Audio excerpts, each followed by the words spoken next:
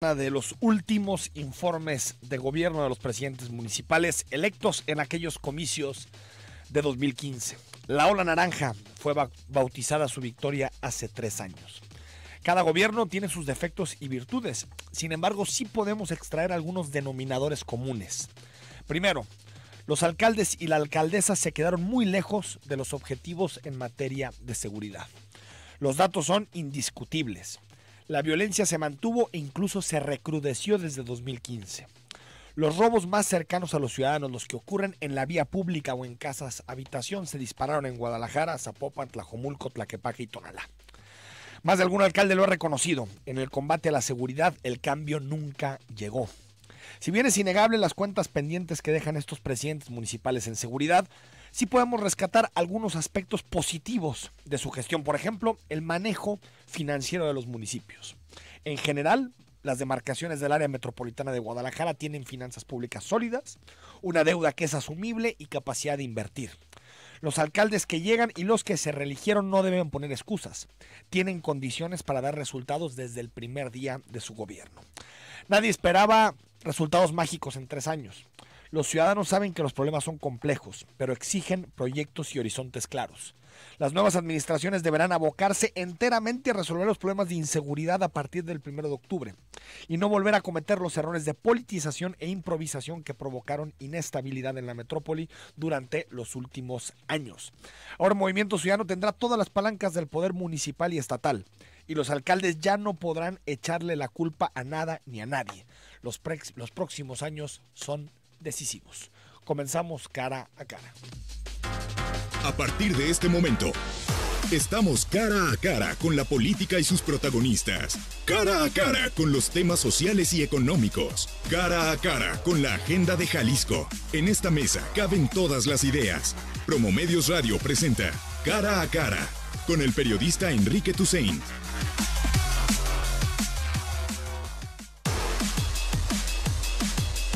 9 de la mañana con 7 minutos. Hoy comienza la pasarela de informes de gobierno. Este lunes la alcaldesa de Tlaquepaque dará su mensaje, Marilena Limón, donde esperemos que sea también crítica, autocrítica de las cosas que no se han realizado bien en el municipio. Por ejemplo, la seguridad en el municipio de Tlaquepaque. Este fin de semana nos enteramos pues también de que se encontraron 4 cuerpos en una bolsa en el municipio de Tlaquepaque. Los homicidios en términos generales han tenido un aumento en Tlaquepaque de casi 20% desde que entró Marilena Limón, y tiene, de acuerdo a los datos del Sistema Nacional de Seguridad Pública, tiene focos rojos en extorsión, tiene focos rojos en narcomenudeo, también tiene problemas relacionados con el robo a vehículo, totalmente disparado desde que inició la administración, 40% arriba. Robo a casas en San Pedro Tlaquepaque también está en rojo para el semáforo delictivo con los datos del Sistema Nacional de Seguridad Pública. Robo a negocios y en términos generales violaciones ha tenido un decremento, violencia familiar también, pero en general los indicadores, los datos de violencia que afectan más al ciudadano están por las nubes en el municipio de Tlaquepaque. Hoy el primero, o en este momento la alcaldesa, será la primera en desfilar en estos informes de gobierno. Mañana será el turno de Guadalajara a las 12 en el Cabildo. Tenemos posibilidad también de platicar mañana de algunos de los datos, de algunos de los indicadores que deja esta administración municipal, que comenzó Enrique Alfaro y que termina Enrique Ibarra. Y el próximo viernes le tocará el turno a Alberto Uribe, presidente municipal de Morena, aunque llegó bajo las siglas de Movimiento Ciudadano. Si vives en Tlaquepaque, danos tu opinión. ¿Qué opinas de la gestión de Marilena Limón 3 años después? Ya lleva 3 años en el cargo la alcaldesa, que por cierto fue ratificada, reelegida, y por lo tanto seguirá despachando los próximos 3 años en esta demarcación metropolitana. También lo que ha generado mucha polémica es la protesta convocada hoy por alrededor o el paro en 8,000 planteles federalizados de educación básica. Este paro que fue convocado por el secretario general de la sección 16 del CENTE, del Sindicato Nacional de Trabajadores de la Educación, Elpidio Yáñez, como medida ante la falta de pago a docentes y trabajadores en Jalisco. Hay todavía mucha desinformación con relación a este tema. Hay algunos profesores que exigen los pagos desde agosto, otros dicen que los atrasos se remontan a principios de año. La pregunta aquí es, ¿no se suponía que pues la reforma que se hizo en su momento vinculada a la educativa para darle certidumbre al pago federalizado de maestros, no se supone que iba a evitar que este tipo de cosas sucediera? ¿Quién tiene la responsabilidad? ¿Es el manejo del gobierno estatal? ¿Es el manejo del gobierno federal? Y más allá de si pueden existir buenos, malos, regulares maestros, yo creo que es inadmisible que este tipo de atrasos sigan existiendo en la nómina educativa. Si alguien hace su trabajo, seas lo que seas, tienes que recibir un pago por ello, y por lo tanto, más adelante tendremos la posibilidad de platicar con Francisco Ayón, secretario de Educación en Jalisco, para que nos explique exactamente qué sucedió con estos pagos, quién es el responsable de que de que en torno a 3,000 profesores estén reclamando pagos atrasados en el sistema federalizado. La afectación, 800,000 alumnos de educación básica que hoy no pudieron acudir a las escuelas por el paro llamado por los profesores, los académicos de estos centros educativos, de estos centros federalizados. Más adelante hablamos con Francisco Ayón para que nos aclare algo de la información.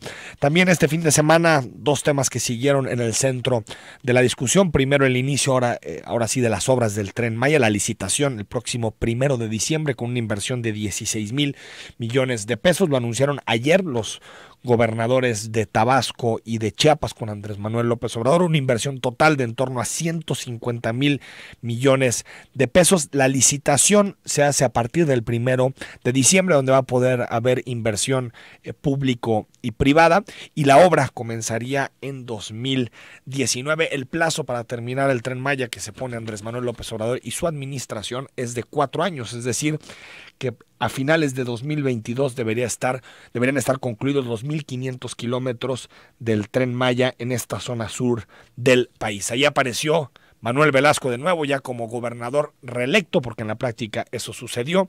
La Constitución impedía que Manuel Velasco volviera a su cargo como gobernador de Chiapas. Sin embargo, los senadores se lo permitieron. El Congreso de Chiapas cambió la Constitución como en la ley de Herodes para que pudiera realmente volver al cargo Manuel Velasco. Y ayer estaba Andrés Manuel López Obrador escoltado también por el propio Velasco, por el gobernador de Tabasco y los gobernadores electos de estos estados, que también los dos de Morena tendrán que tomar posesión en próximas semanas. Entonces el Tren Maya, licitación a partir del 1 de diciembre, lo harán los estados, es decir, la licitación la expide Tabasco y Chiapas, por lo tanto será de entrada una obra estatal, aunque de acuerdo a lo que dijo López Obrador, tendrá que ser supervisada por la Federación. Veremos si este proyecto no se atora.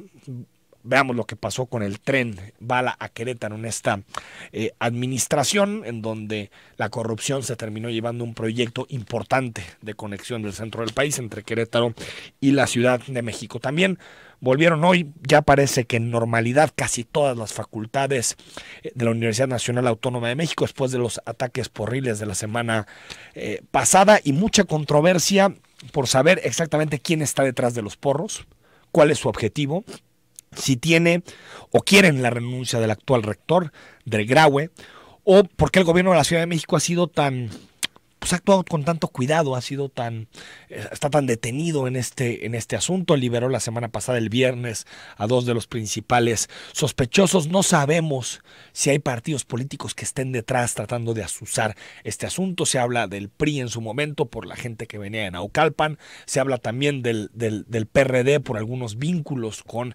exdiputados del Partido de la Revolución Democrática. Otros mencionan que no, que es Morena quien está azuzando, tratando de generar inestabilidad por la simpatía que tiene el rector del PRI por el rector de la UNAM, por el Partido Revolucionario Institucional. Entonces, pues hay mucha polémica, muchos señalamientos en torno a este tema. Veremos qué nos deja la semana en materia de la resolución del conflicto interno en la UNAM.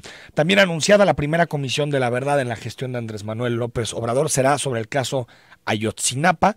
Se analizan diversas modalidades. No sabemos quién va a integrar la Comisión de la Verdad, si la va a encabezar la Secretaría de Gobernación, si será el Poder Judicial, cuál será la representación de las víctimas, si estarán integrados o no los padres de los 43 normalistas desaparecidos de Ayotzinapa. Y también se anuncia que se extenderán comisiones para otros casos polémicos que deja la actual administración, por ejemplo, Tlatlaya y la intervención del ejército, Nochistlán o las fosas de San Fernando, que en realidad nos evocan o nos retrotraen al sexenio de Felipe Calderón. Por lo tanto, muchísimos temas con los que inicia esta semana, y a esperas, parece ser que esta misma semana se firmará el acuerdo entre Estados Unidos y Canadá. Por lo tanto, se puede formalizar esta semana el regreso al Tratado de Libre Comercio de América del Norte en versión trilateral. 9:15 a.m. Vamos a ir al corte. Al regreso hablamos sobre datos de movilidad. La ciudad, Guadalajara, usted lo sabe, está asfixiada de autos. Lo vemos todos los días en las calles. Imagínese usted, cada 6 minutos se adquiere un auto nuevo. Es decir, un auto nuevo entra en circulación en Guadalajara cada 6 minutos, 10 por hora, y desde el 2000 ha habido un incremento exponencial de los autos. Platicaremos con gente especializada en movilidad para saber qué impacto hay sobre la ciudad de esta multiplicación de los autos, qué se puede hacer, y si también, pues digamos, en torno a este tema del incremento exponencial de los autos, pues no subyace la incapacidad de los gobiernos para generar transporte público digno que permita mover a los millones que habitamos esta ciudad. 9:16 a.m, volvemos para comenzar nuestra mesa, y más adelante hablamos con Francisco Ayón.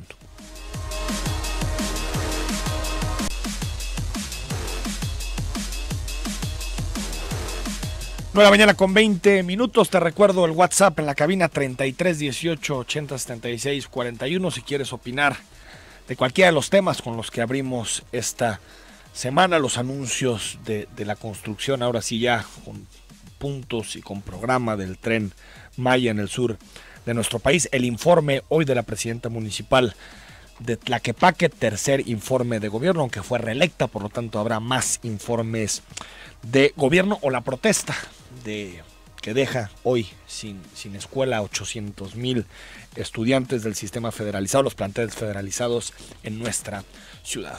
Hablamos sobre los autos que nos acompañan todos los días en la metrópoli. El Instituto de Información Estadística y Geográfica de Jalisco hizo públicos datos sobre autos y unidades de circulación en Jalisco. Las cifras son realmente sorprendentes, sobre todo si las comparamos a lo que sucedía hasta hace algunos años. Es innegable, la zona metropolitana de Guadalajara se ha convertido en una de las capitales del coche de América Latina. Alcanzamos la cifra de un auto por cada 2 personas. ¿Qué problema genera este número de autos? Algunos datos para que tengas un poquito más de contexto. 3.605.557 unidades, que pueden ser camiones, autos, transporte público. 2.1 millones son automóviles. 1 millón son camionetas y camiones de carga. 416,000 son motos. 11,000 camiones para pasajeros. Cada 6 minutos se agrega un auto nuevo a la circulación en la zona metropolitana de Guadalajara, y de 1980 a la fecha el parque de autos se ha incrementado por 10. Cifras tremendas que reveló el IEG hace algunas semanas. Y para platicar sobre este tema saludamos a Saúl González, técnico en temas de movilidad y secretario técnico del Observatorio Ciudadano de Movilidad y Transporte. Saúl, ¿cómo estás? Gracias, Enrique, bien, gracias. Y alguien que nos ha acompañado anteriormente aquí en radio, Yeriel Salcedo, integrante del colectivo GDL en Bici. Buenos días, gracias por la invitación.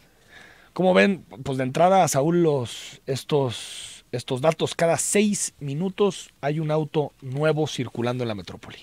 Pues tú lo dijiste cuando hacías la presentación general de los datos, ¿no? Cifras impresionantes. Un poco ya los que venimos trabajando esos temas conocíamos de este crecimiento, de este nivel de motorización de la ciudad, pero pues ahora ya lo hemos reflejado con datos mucho más concretos. Los datos que tú mencionas pues son 40 años, pero también reflejan el número de años que hemos dejado de hacer cosas por la movilidad, ¿no? Y refleja el modelo de ciudad que hemos estado impulsando, la ciudad para el coche, por más soluciones viales que les ofrecemos a los ciudadanos, siguen saliendo más autos, porque esto es lo real y esto es la constante, ¿no? Entre más espacio le des al automóvil, más automóviles van a salir a la calle, definitivamente. Que es algo hasta de sentido común. Entre más espacio es para caminar, más gente va a salir a caminar. Entre más espacio le des a las bicicletas, más gente va a utilizar la bicicleta, ¿no? En efecto, digo, al final de cuentas estamos viendo soluciones viales, pasos deprimidos, repavimentación de avenidas, y entonces, ¿qué es lo que le estás dando? Pues que solo nos lleva al siguiente semáforo un poquito más rápido, o ya después más lento. Al final, por lo pronto, lo que le estás generando es un momento corto quizá, pero un momento de seguridad a quien va en el automóvil, porque tiene pavimento nuevo, porque tiene una solución vial deprimida, porque pasa una gasa de manera más rápida, aunque en el siguiente semáforo se detenga, pero por lo pronto ya le diste una salida viable. Yariel, estos datos, ¿cómo los ves? Híjole, pues preocupante. Se ve cada década cómo va aumentando el uso del automóvil en la ciudad, pero también no es de sorprenderse por las políticas públicas que ha tenido los gobiernos en los últimos años.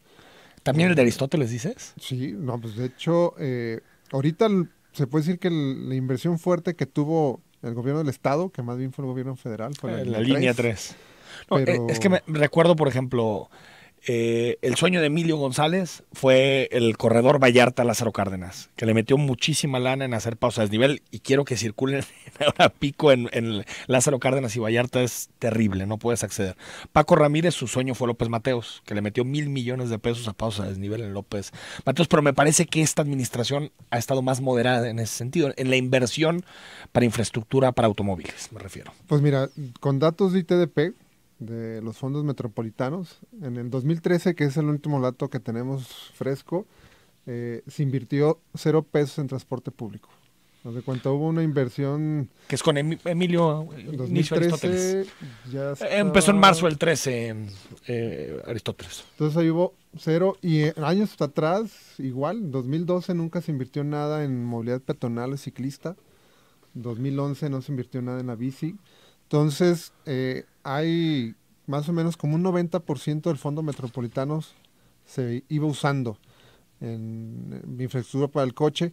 Cuando llegó Alfaro, ya por ahí habían anunciado que el 75% se iba a hacer para otros medios de transporte, que al final se redujo un montón. Pero lo ves ahorita como la obra del nodo vial de López Mateos y Periférico, que se les olvidó la banqueta. Entonces, hay veces... Ya nadie caminó ahí, han de pensar.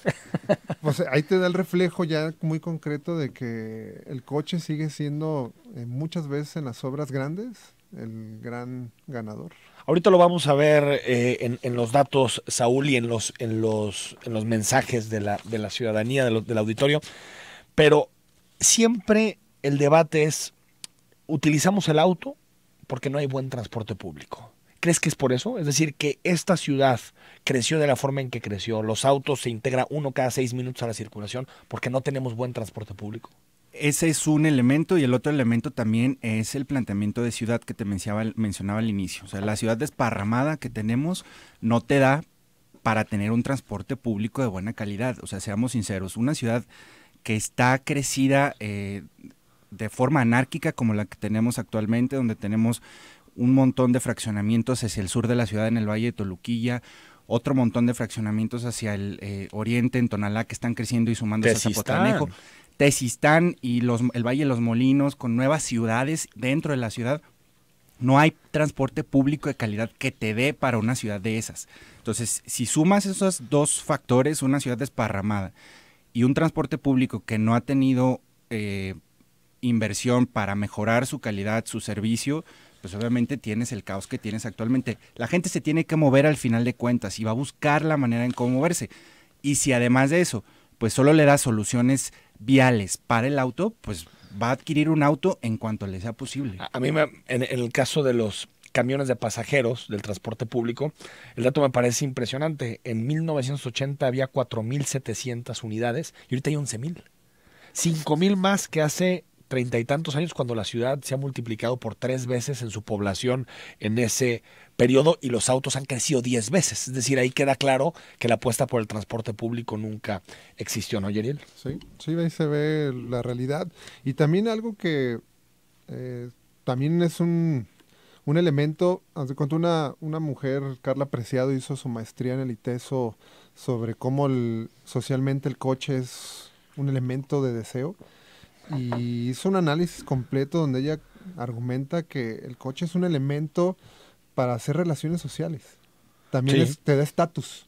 Bueno, es lo primero que pides De hecho, al cuando final tienes un poquito de dinero. ella cierra su tesis diciendo, dime qué carro tienes y te diré quién eres. Que de hecho también Yo eso no lo sé si dice ya en- está cambiando un poquito la cultura, en las nuevas generaciones, pero sí, todavía en mi generación creo que era una parte muy importante del estatus. donde fue el boom, que fue en las décadas de los 90, principios de los 2000, que fue donde la curva de coches se incrementó. Sí, a partir de fuertemente. los 80, ¿no?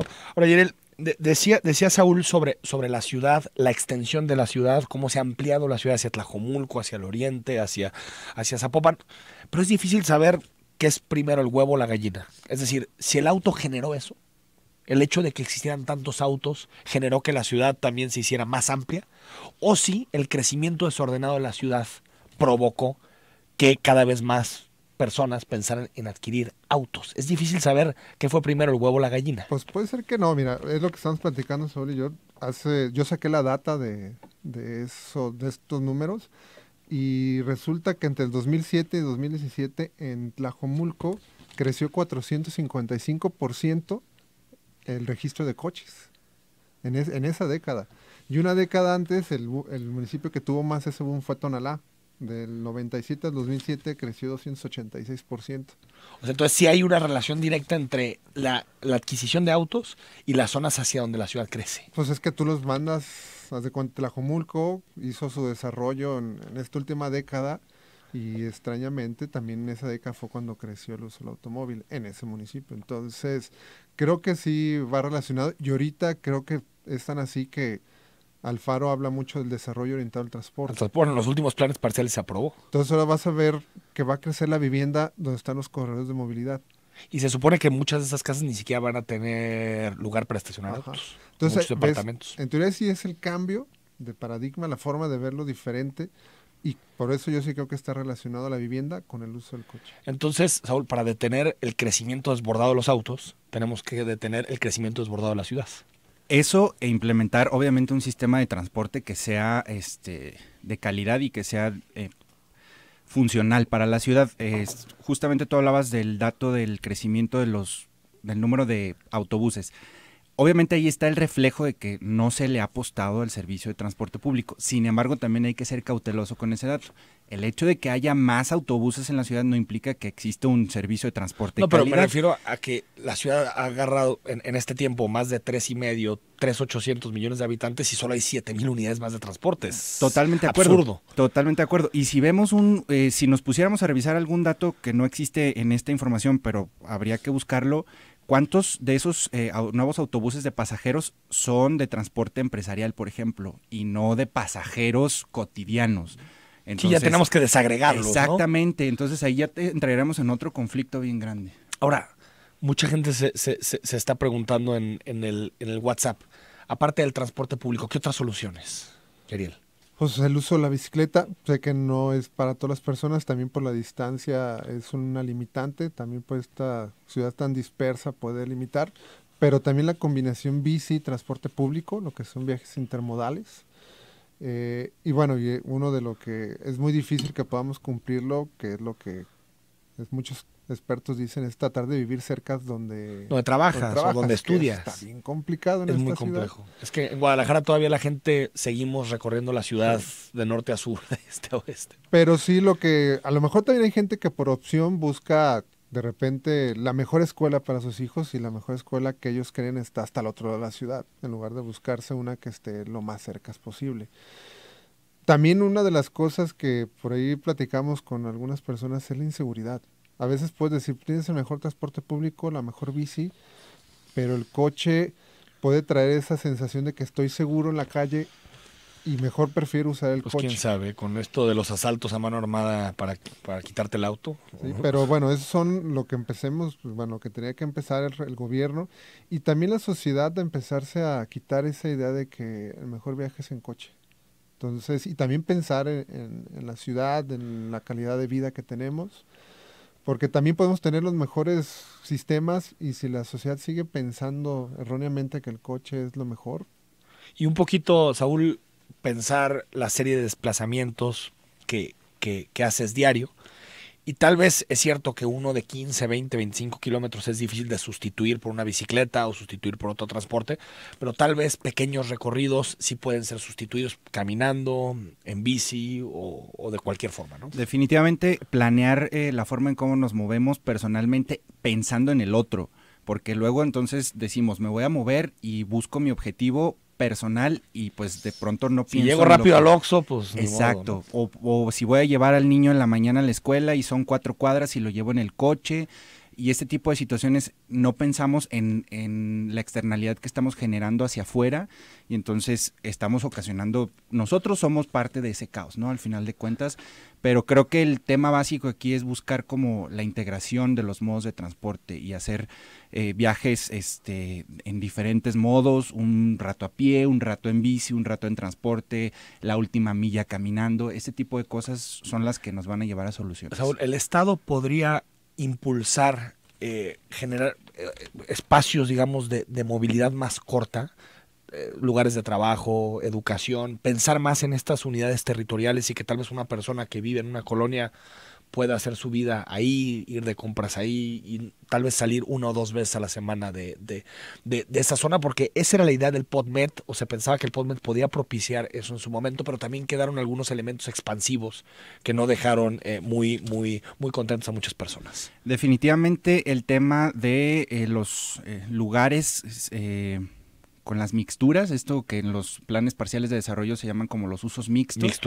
Es decir, donde en un mismo espacio, en una misma zona puedas tener comercio, puedas tener servicio, puedas tener educación y entonces tus necesidades de movilidad, cuando menos las básicas, las puedas cumplir en un radio cercano a donde tú vives. Eso definitivamente, y eso está en la facultad de la planeación de la ciudad, de los municipios, y en este caso en la injerencia que pueda tener el IMEPLAN a través del PodMed.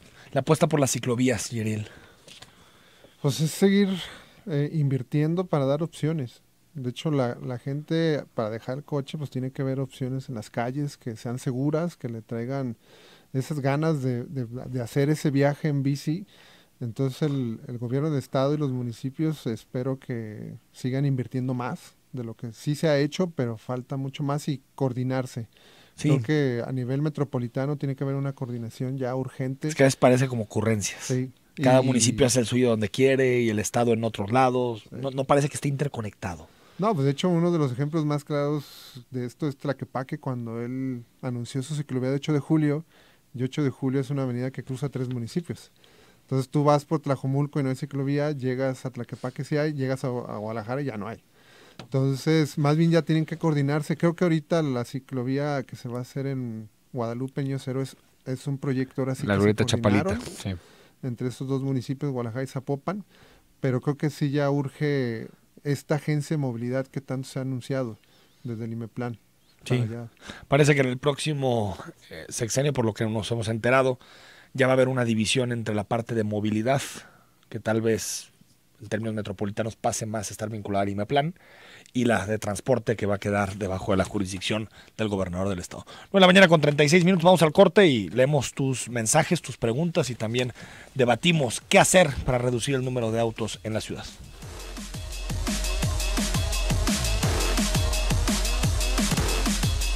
9:41 a.m, cada 6 minutos en lo que pasa este programa se incorporan 10 autos nuevos a la circulación y estamos discutiendo esta mañana con Saúl, con Yeriel, qué hacer, cómo hacerle para disminuir el número de autos en la metrópoli. Algunos comentarios. Mayra Domínguez: hola, buen día. Influye mucho el transporte de calidad y funcionalidad, y si eso le sumas que sacar un coche es casi tan fácil como sacar un ropero en Coppel, pues sí, también es cierto. Se redujeron mucho los controles y y sacar un auto es más sencillo que antes. Susana Aguayo, buen día. Quisiera dejar mi comentario sobre el tema de hoy. Todos los medios de transporte sirven de diferente forma. Las familias con hijos, las diversas cantidades de actividades al día que implican traslados a diferentes lugares con tiempos apretados y hasta la carga de cosas para sobrevivir todo el día en la calle. Es imposible el uso de la bicicleta y transporte público. Es inevitable el uso de vehículos para muchos de nosotros y agradecemos que también lo consideren para atender nuestras necesidades.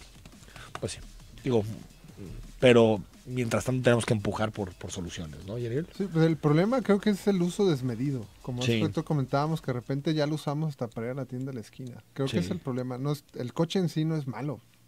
Más bien el uso que le damos es el que... Sí, a veces es una dependencia. Me quedé sin coche y ya parece que Se nos acabó el mundo. te cortaron las dos piernas, ¿verdad? Sí. Gracias, Susana, por tu comentario. Abraham Gutiérrez, tren ligero hasta Valle de los Molinos y un BRT alimentador sería lo ideal. Bueno, hay una propuesta de una alimentadora para la línea 3 del tren ligero de la parte de Valle de Molinos y supuestamente la propuesta de la línea 4 a Tlajomulco en la siguiente administración. A ver si se cumple.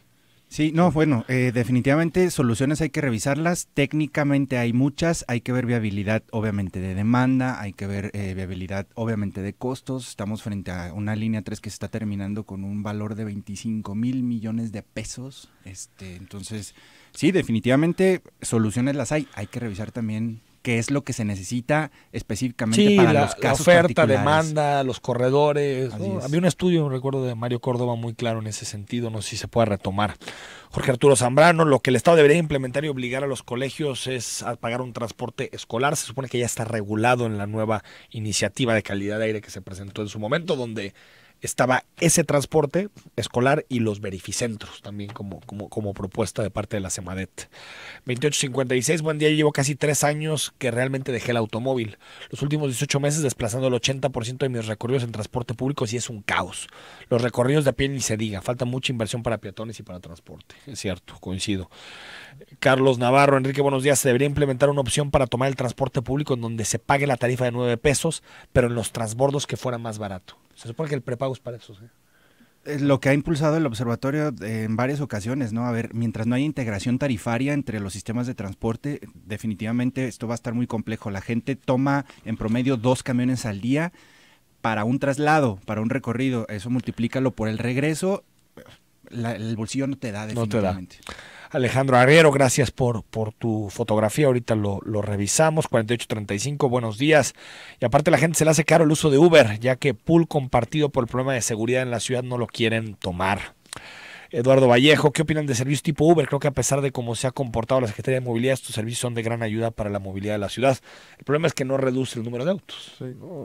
No se sabe qué cantidad hay de Ubers, pero se dice que entre 35 y 40 mil Ubers que se han incorporado. Y ya viene otra plataforma china, que no recuerdo, Didi creo que se llama el nombre, y más autos.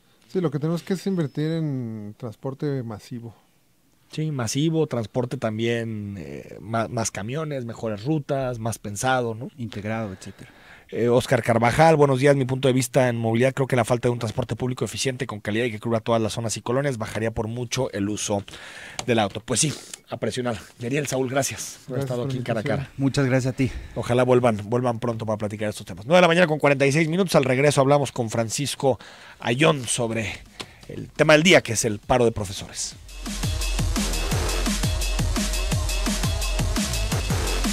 9 de la mañana con 50 minutos. Seguimos leyendo comentarios en esta mañana. Dice Claudia, buenos días. Mi opinión es que no hacen mucho por fomentar la cultura vial. En serio, cualquiera da vueltas prohibidas. Los gandallas les pasan frente a los agentes de movilidad y nunca he visto que impongan orden. Es una ciudad con desorden y sin educación. Nefasto. Coincido contigo, Claudia. Ha habido un deterioro tremendo en estos últimos 2-3 años de la capacidad de los agentes viales para poner orden en las principales arterias de la ciudad. Lo ves por todos lados, gente que se pasa altos, sentidos contrarios.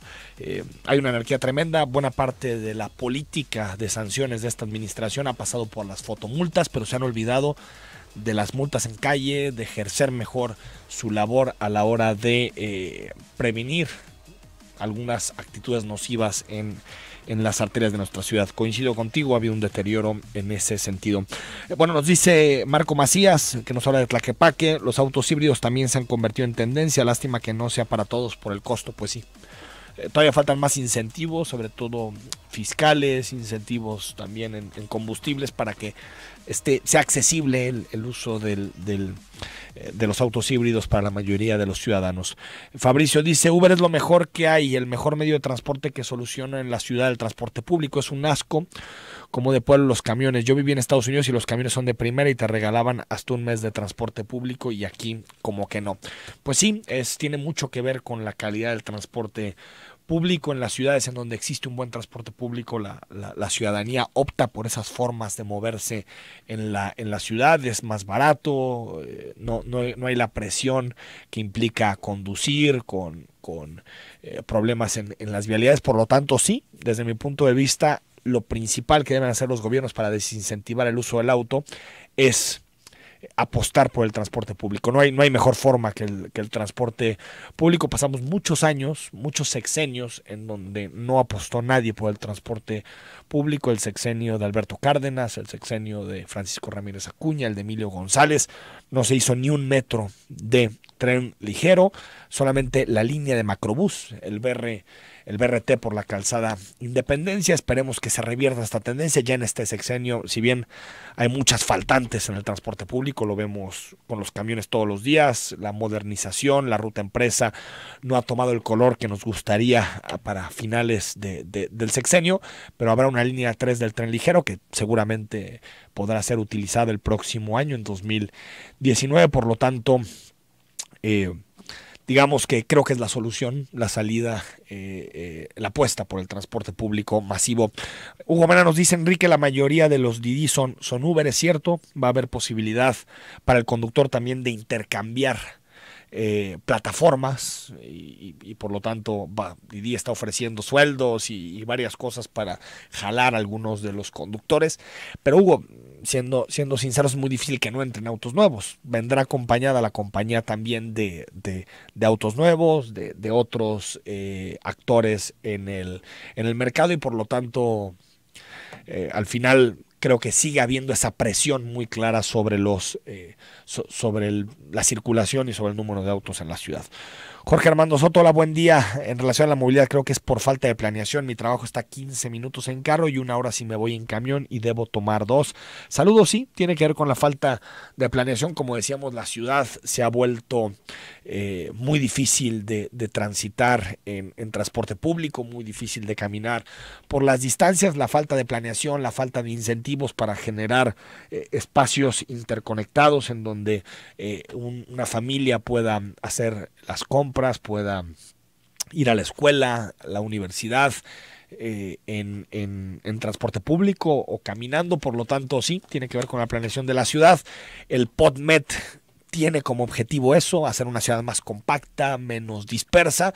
Sin embargo, muchos grupos ambientalistas, muchos también especialistas en desarrollo urbano han advertido que el PodMet en términos de futuro no va a generar precisamente esa disminución en el área de la ciudad, sino que incluso puede ser expansivo, por ejemplo, por la incorporación de otros municipios que no formaban parte de la zona metropolitana, como el caso de Zapotlanejo. 2942, la opción es un transporte público de calidad, coincido contigo. Germán, hola Henry, no hagas caso al crédito en Coppel, es muy caro. Bueno, es cierto, lo que decíamos no es tanto que no sea caro el crédito de Coppel. Claro que es caro, los intereses son carísimos, todas las cláusulas que se esconden cuando se negocia. Lo que decíamos es que no ponen filtros muy importantes a la hora de otorgar un crédito. Incluso eso deriva que la tasa de interés sea tan alto.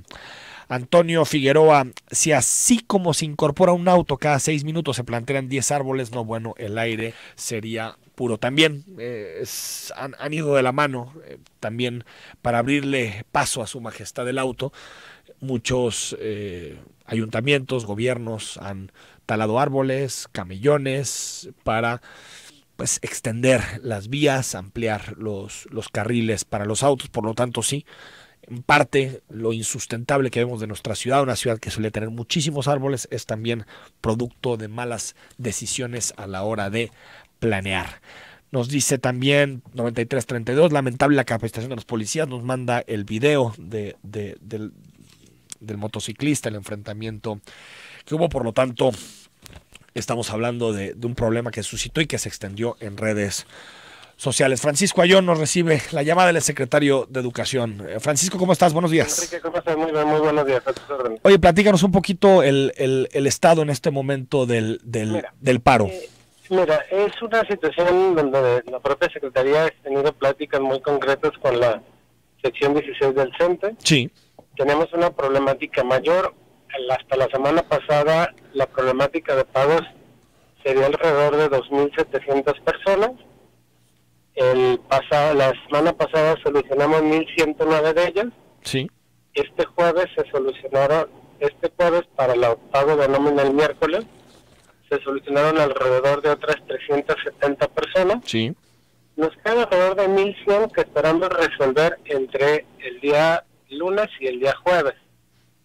Aquí yo quisiera poner un punto muy importante en la mesa, Enrique, que sería, hoy que está en revisión la reforma educativa por parte del gobierno federal y que estará siendo estudiado por los gobiernos estatales, el electo de ambos esquemas, yo creo que uno de los puntos sería revisar la descentralización de la nómina como era anteriormente. Sí. Porque esta problemática en específico de pagos no se da en el ámbito estatal porque el control de la nómina y el trabajo de la nómina estatal se realiza en el propio estado. Sí. Hemos tenido una dificultad, no solamente Jalisco, sino otros estados, en la situación de comunicación entre el servicio profesional docente, entre el FONE y las propias entidades, y creo que un tema en concreto sería estudiar y revisar esta situación de... Para que se vuelva a descentralizar. Así es. Francisco, yo antes de despedirte, ¿te han dicho algo uno del gobierno federal con relación a estos pagos pendientes? Y segundo, si mañana ya habría normalidad o condiciones para que los maestros vuelvan a las aulas. El paro está señalado para el día de hoy únicamente, para estar en proceso de revisión de los trabajos martes, miércoles y jueves y poderlos sentar de nuevo en la mesa de trabajo con los casos que se han solucionado. Tenemos una mesa y un apoyo irrestricto de parte del gobierno federal. El día de mañana se vuelven a generar todas las situaciones de trabajo de las propias mesas de pago, en específico con el estado de Jalisco, y creemos que entre este día martes, entre hoy lunes y el próximo jueves, el jueves, ¿no?, tendremos resuelta esta situación. Secretario, gracias, buen día. Gracias, hasta luego. Francisco Ayón, secretario de Educación en Jalisco, ahí está. De aquí al jueves quedan resueltos todos los pagos para el subsistema federalizado, es decir, quedan 1.100 profesores, de acuerdo a lo que nos decía Francisco Ayón, pero de aquí al jueves va a quedar resuelto esa situación y propone que otra vez la nómina educativa por completo vuelva a ser ejercida desde los estados, es decir, que se descentralice. Nos vamos mañana, seguiremos analizando los temas de coyuntura en Jalisco para que nos escriba. Se supone que mañana ya no hay paro, que por lo tanto se desactiva el día de hoy. Le vamos a seguir dando seguimiento a este tema, a los informes de los gobiernos municipales, comenzando con Tlaquepaque y también mañana a las 12 Enrique Ibarra en Guadalajara. Soy Enrique Tucen y hasta mañana a las 9.